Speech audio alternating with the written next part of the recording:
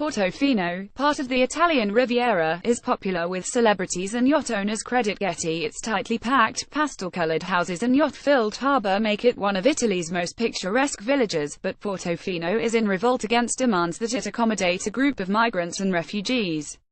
The village, which sits on the Italian Riviera and draws celebrities such as Beyoncé, Kylie Minogue and Elton John, says it simply does not have space for the asylum seekers.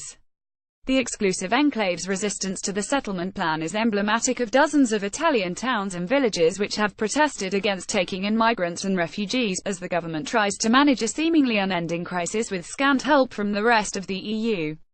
Italy is struggling to accommodate tens of thousands who wait months, sometimes years, for their asylum applications to be considered after crossing the Mediterranean from Libya. Portofino is one of 24 villages in Liguria which have been told they need to accept 700 migrants in order to ease overcrowding in Genoa, the capital of the region in Italy's northwest. Portofino is one of several Riviera villages resisting the migrant settlement plan. Credit Getty. Genoa is struggling to care for 2,500 migrants, twice as many as it is supposed to accommodate under a national plan.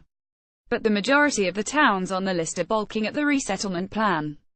"This is a really important tourist destination and we just don't have spare accommodation," said Matteo Viacava, the mayor of Portofino.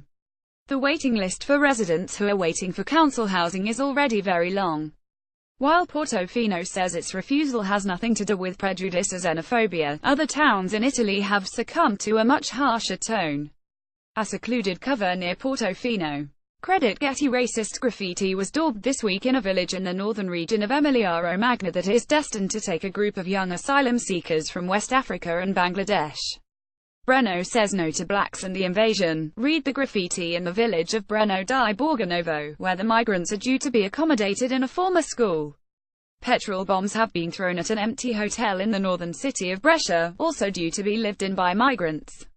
Nearly 100,000 migrants and refugees have arrived in Italy so far this year. Credit AFP. Last year the pretty hilltop village of Capalbio on the coast of Tuscany, which for decades has been the haunt of Italy's left-wing politicians and intellectuals, protested over a request from the government that it take 50 migrants. Like Portofino, locals in Capalbio said the medieval, walled village was simply too small to accommodate so many asylum seekers.